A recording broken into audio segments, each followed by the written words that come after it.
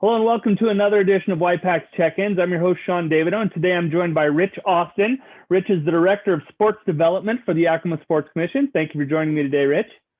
Thank you for having me. Now, we were talking just briefly before. It's been an interesting year. It's now March, and it's March Madness. It would be basketball time right now. I want to talk a little bit about what has been some of the challenges for the Sports Commission over the last year due to COVID-19 and the pandemic? Well, I think the biggest challenge is the fact that we really don't know what's going on. We don't know when we're going to open up. We don't know what that's going to look like when we do open up. So you've had so many of the kids that haven't been able to play anything at all, with the exception of maybe some running a little bit or maybe some soccer practice, things like that, over the last 52 weeks. So, I would say the biggest challenge is we just don't know what our challenges are. And hopefully we'll get a little more opened up soon and we can figure that out a little bit better. Now let's talk about, like we were talking about earlier, the tournaments would normally be going on. This is, as of today, it's March 3rd when we're recording this, and it would be tournament time at the Sundome, right? Wouldn't it? Exactly. I actually called one of the WI folks this morning on my way to work, and I said, either we would have started 45 minutes ago or we'd be starting in 15 minutes. The schedule changes around different days of the tournament, so I'm not exactly sure if it's an 8 o'clock or a 9 o'clock start, but we would be playing ball. We'd be about halfway through of day number 1 of 4 days of basketball. I think we have 64 games in the Sundome in a normal tournament. Now, where are we today? What are we looking at right now? Obviously, the tournaments aren't going on, but there are things starting to pick up. Things are starting to open up a little bit. Can you talk about that? Sure. We opened up really on February 1st. Not everyone was able to do everything on that date throughout the state, but some of the teams in the Valley were able to start practice on February 1st. And it's kind of funny because here we are in spring, even though it's technically still winter season, but fall sports just started. So we've just started volleyball. We've just started football practice. We've been able to host some cross country now that the snow's gone. And we've been able to do some swimming, things like that. But we're about halfway through the fall season. Here we are in the 1st of March. So teams have been able to practice for a while, and now they're finally going to be able to get out and have some games. So it's really nice to have them out on the fields, on the courts, in the pools, and actually being able to do something. Now, there are some limitations on spectators. Can you talk at all about that on those limitations? Some schools are allowing people to come and some aren't. What's the situation with that? Well, you're right. Some of the school districts and some of the schools are allowing things that go up to the state regulations, and some have their own rules and regulations. So the state says that an outside event can have up to 200 people. Now, that's not just 200 people, you and I going to watch some of our friends and family play. That's 200 total. So that includes players, coaches, referees, cheerleaders, managers, broadcasters, whatever it may be. And then I think for the Yakima School District, once you throw those totals in, that's probably around 35 spectators. And I think that's divided up between home and visitor. And I'm not sure exactly what the formula would be there, but it's a little crazy. I mean, we finally get the kids out on the field, and you would like for things to be as close to normal as possible. But if you can't have the family there, it makes it for a tough situation sometimes.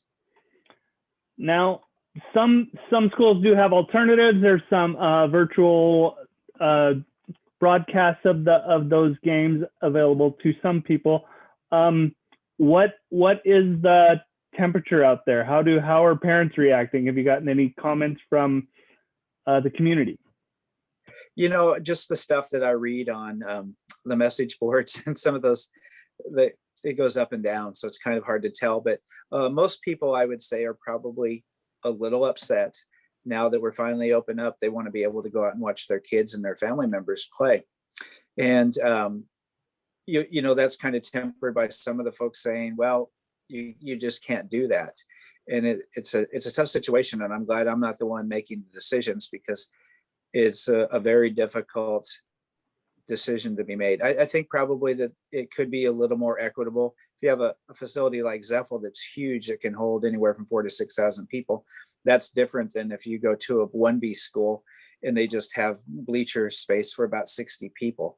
So I think that probably needs to be taken into consideration. And I think a lot of teams and schools and different elected officials are contacting the governor about that. Just, well, maybe just a little bit more common sense, I guess, for lack of a better term. But it's coming along. At least kids are out there. At least some folks are watching it.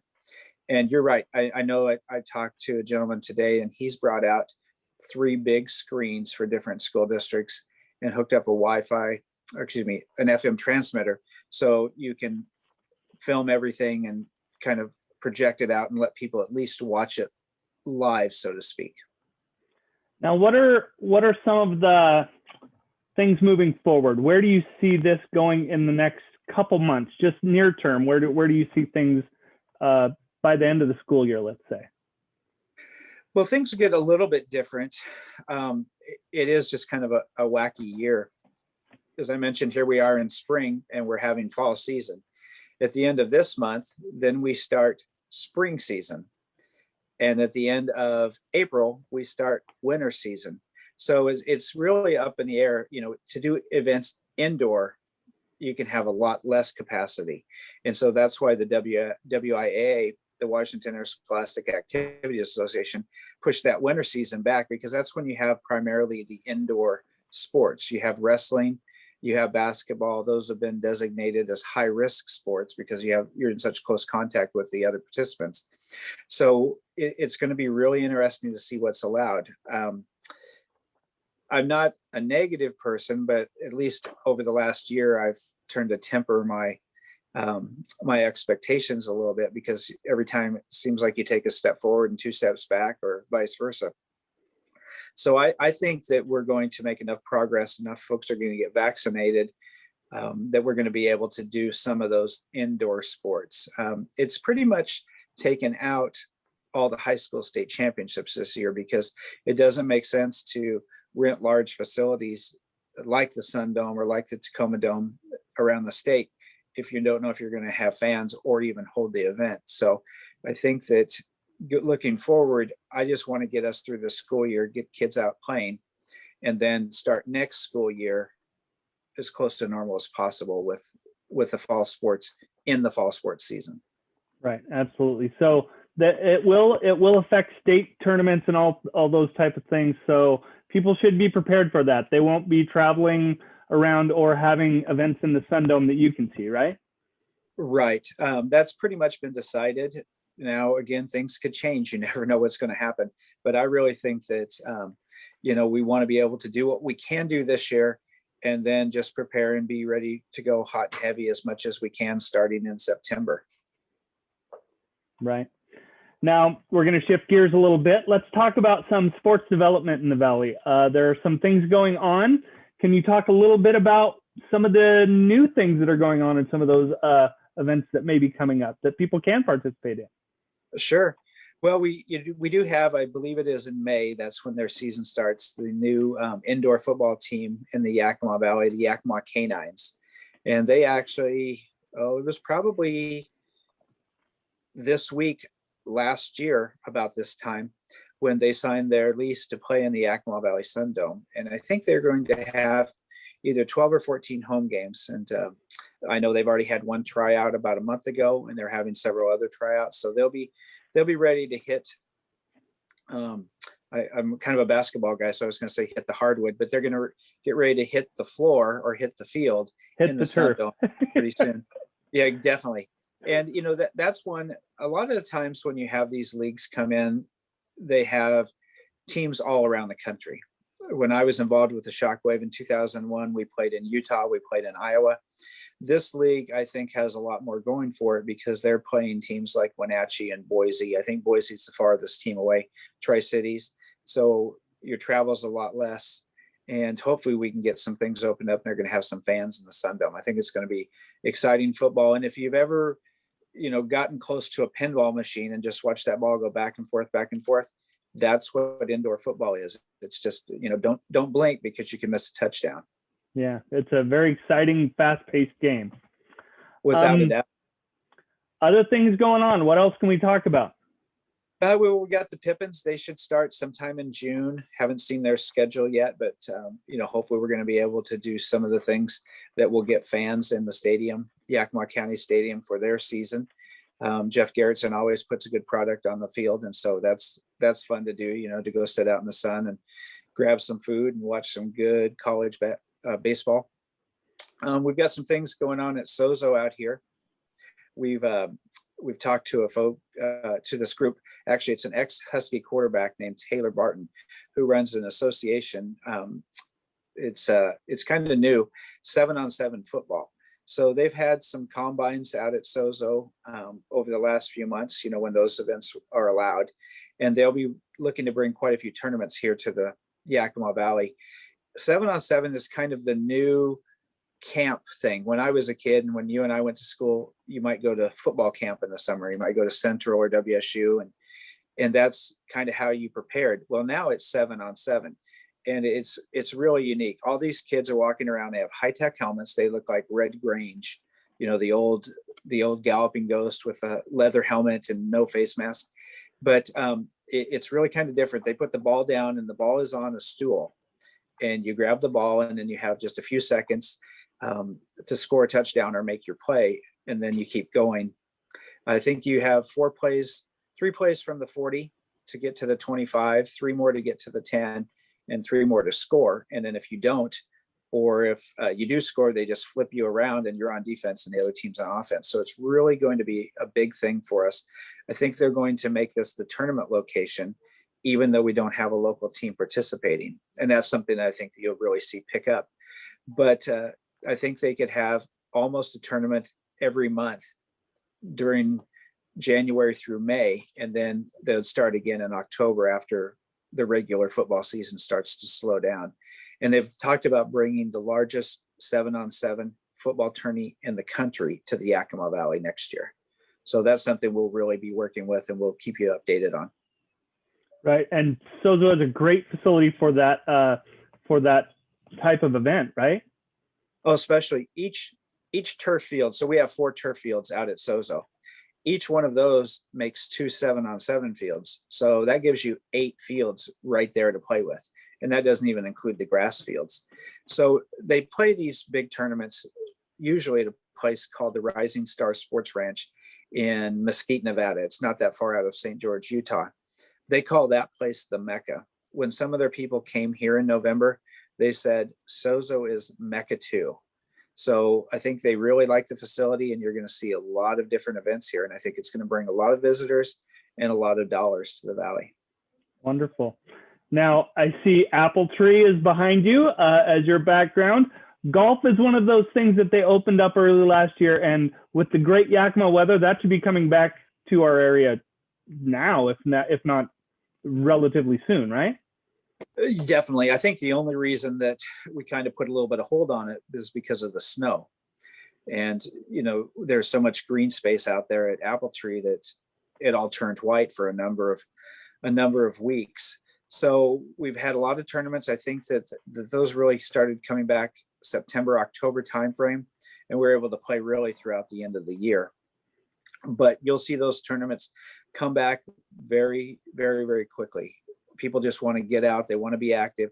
And if you have a beautiful course like we do here at Apple Tree, but we also have some other good courses throughout the Yakima County and throughout the Valley, I think you're going to see a lot of different tournaments and a lot of different events just to get people out there and get them something to do. Right. Another thing, I participated in a virtual Bloomsday last year. I know that there are some 5Ks and some people out there getting some exercise. Are there any events like that going on in the area? They'll be starting up really soon. Again, the snow kind of kicked everybody in the backside just a little bit. We were able to start 2-1 with high school cross country. And then right when we could have meets, boom, there's snow and ice out there. So the hardcore runners, that's a group that's been around forever and a day, just some good people. Frank Purdy, ex-member of the editorial staff out at Yakima Herald Republic, he kind of runs that. They're doing quite a few runs. We had the Sun City Harriers. That's Eric Michelson and Chris Waddell's group. They had a bunch of youth cross country meets last fall, which we could easily put those in through the phases that we were in at the time. So you're going to have those events come up. And then, we do at the Sports Commission a few running events. And this year we're actually starting a few more. We've developed, along with the folks at Sozo, the Sozo Racing Series. And so we'll have, starting in May, a new event called the Yakima Super 5K. And that's where family members can dress up like their favorite superhero or villain, and they can come out Sozo, have a good time, and get in some recreation and some running.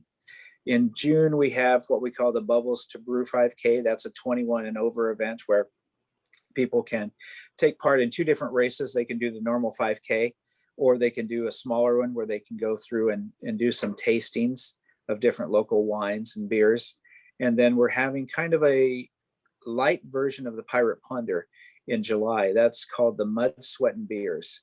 And so when we did the Pirate Plunder, and we did that from 2012 to 2016, it was kind of a combination of a 5K, but you also had a lot of upper body things that you would do. You would climb over ladders, or you'd pull yourself up over a wall with a rope.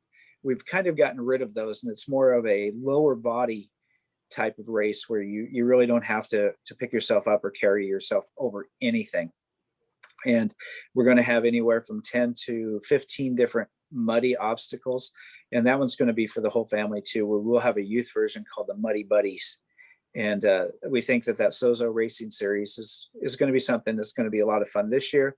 And we may even look to add 2 or 3 different events for next year. And we're also working with another group in town. We're not ready to announce exactly what it is, but we're looking at doing a shorter version, maybe a 2 or 3K event on Saturday, October 2nd. So we'll let you know what we're doing with that as soon as we get everything figured out. Wonderful. Let's talk a little long term. Let's talk, do you see permanent changes to how sporting events are handled? Do you see us getting back to absolute normal? What do you see for long-term future for sports in the Valley? Well, again, this is just my opinion. I think that it will take us a while to get back to exactly where we were a year ago today. That's when you could come to an event. You didn't have to worry about skipping a seat between you or I, or 2 seats. You didn't have to have a mask on, and I didn't have to go around and sanitize everything when I got up. But I think that we'll eventually get there, but it'll be a while. But I think in the meantime, you're going to have a lot of social distancing. You're going to have a lot of mask wearing. I think you're going to have a lot of hand sanitizing and hand washing. I think the rules that we've had in place, I think that you'll see some of those carry forward. And I think some are perfectly understandable. It's helped a lot with the flu, from what I understand. We haven't had as much transmission this year as we have in the past. So maybe some of those things are good, but I think that you'll see, single file lines someplace, and you'll see probably just human nature where, if you and I went to a game, we might not want to sit directly next to someone else that you don't know, or that doesn't reside with you, or that you're not close by on a regular basis. So I think you'll see a lot of those things happen. And some of those things are going to be things like the PPE, and you'll have the hand sanitizing, things like that, where, that'll bump your costs up a little bit. But, for me, it's all worth it. If we have to spend a little more money to keep people healthy and to make people feel a little bit better and to get back to somewhat normal, I'm all for it. Yes, I absolutely agree. I've been a sports fan for a long time in the Valley. I was just down in Zilla, and I did see some of those cross-country runners. They had an event going on down there at Zilla Lakes, and they were all cheering, and just that atmosphere it's a great feeling. It's a great thing to just even hear those sounds again. So, yeah. Yeah, definitely. Out here at Sozo, it's a beautiful day today. It's about 57 degrees, and there are kids out playing soccer, running around. I even saw some folks walking, which you don't see a whole lot anymore. But it's nice to hear the fans and to hear the whistles even out there. We've had quite a few football games out here. We've had a lot of soccer events, and it's nice just to see something that's, we wouldn't have paid much attention to it last year, but now it's just been almost new to us. Yeah. And almost normal, almost getting back to normal again. So, yeah. So, and there's light at the end of the tunnel. hopefully we can get back to normal as soon as possible. And with vaccines rolling out and more being available, I think that will be an option too. So Yeah, I agree. I do want to give you the opportunity to give us some information. How can people find out information about the Sports Commission and the events going on? Well, we'll be having on our website, yakimasports.org, a running list of events that are going to be taking place. Right now, there's probably not much on there because we never know when we can actually have any decent sized events. You know, we can have games and whatnot, league games, conference games, but you can't really have any kind of tournaments. But you can look there. You can also go to visit yakima.com. They have a great website. They're our parent company, Yakima Valley Tourism.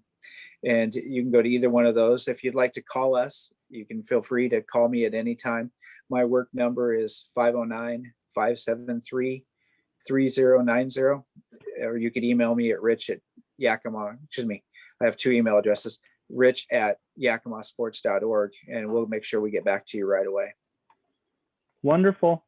All good information. It's still unfolding as we go along. There's still some unknown possibilities. What else do we need to talk about? Is there anything else you want to add? We're going to go ahead. We have I mentioned the racing series with the Sozo racing series with those new 3 events, but we're going to hopefully have our 4 signature events. We have a Yakima Valley Sports Award event usually every year that honors athletes, coaches, and teams in the 21 high school sports.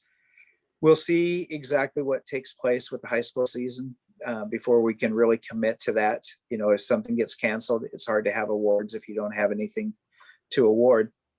But we have scheduled the Hot Shots 3-on-3 tournament. It's in its 19th year. We moved that to Sozo 2 years ago. That will take place July 31st and August 1st. Then we have the Die Hard 5K, which is not really part of the Sozo racing series, but it's one of 4 races over 4 months. And that's a nighttime color run. We're adding bubbles this year, some glow in the dark foam. That's a really cool event that bumped up 42% from the first year to the second year. And then we kind of end our signature event calendar with the Sundome Volleyball Festival.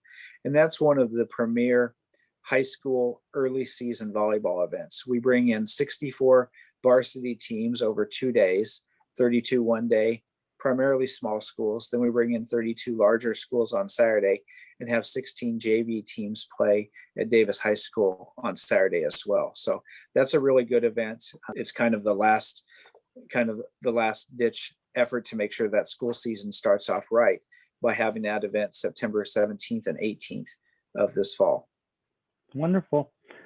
We've covered a lot of ground. I really appreciate you coming on the program, and I want to thank you. And I'm looking forward to all the sports events coming up and getting back out there and watching these kids do their thing. Oh, without a doubt. Thank you for having me on, and I'll be looking forward to seeing you at one of the state tournaments coming up here soon. Right on. Thank you very much for joining me, and thank you all for joining me.